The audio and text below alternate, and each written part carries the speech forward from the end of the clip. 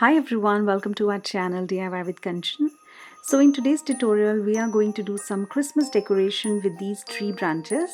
So if you want to decorate your home without spending much, please watch this video till the end and I will show you how you can decorate your home for the coming Christmas. And if you're first time in my channel, please consider subscribing and hit the ring bell for the new videos I post almost every week. So let's get started and decorate our home for the coming Christmas. So the first thing we are going to take is these tree branches. I have